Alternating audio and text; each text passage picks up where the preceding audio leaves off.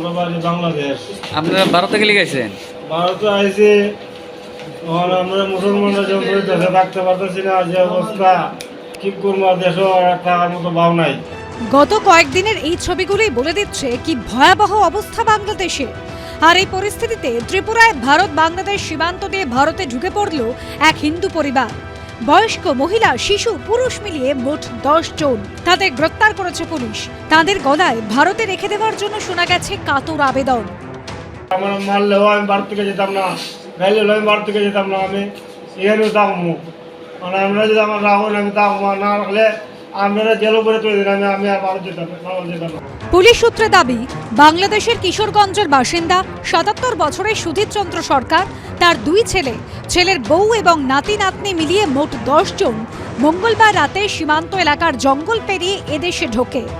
সেখান থেকে ট্রেনে করে শিলচর যাওয়ার পথে আমবাসা স্টেশন থেকে সবাইকে গ্রেপ্তার করে পুলিশ। কি করবো, দেশও থাকার মতো ভাব নাই।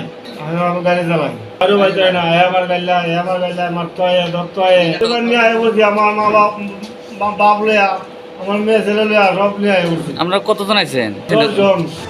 কেন্দ্রীয় স্বরাষ্ট্র মন্ত্রকের অধীনস্থ বিএসএফ ইতিমধ্যেই জানিয়েছে, ভারত বাংলাদেশ সীমান্তে সেখানকার সংখ্যালঘু অর্থাৎ হিন্দুদের এদেশে প্রবেশের চাপ বাড়ছে, কিন্তু কাউকে ঢুকতে দেওয়া হবে না।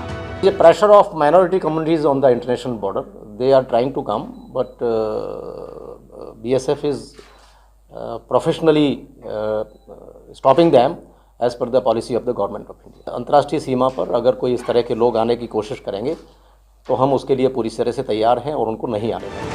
অস্থির বাংলাদেশে তাহলে হিন্দুদের কি হবে? এই মুহূর্তে পরিস্থিতি একেবারেই সেরকমটা নয় যে যে মানুষগুলো আসছেন তারা চিরতরে চলে আসছেন, এমনটা নয়। পরিস্থিতি উদ্বেগজনক হচ্ছে এবং যাদের সেই সুযোগটা আছে তারা এক এক করে চলে আসছেন। পরিস্থিতি ঠান্ডা হলে চলে যাবেন এই আশা নিয়ে।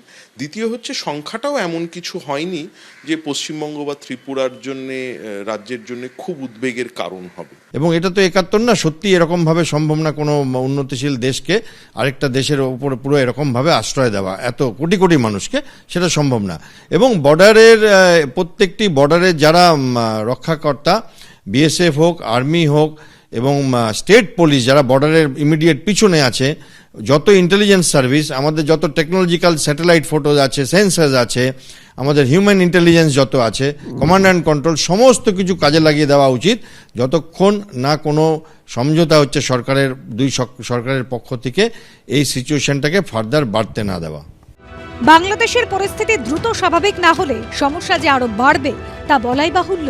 প্রসেনজিৎ সাহা, অনির্বাণ বিশ্বাস ও রুমা পালের রিপোর্ট, এবিপি আনন্দ।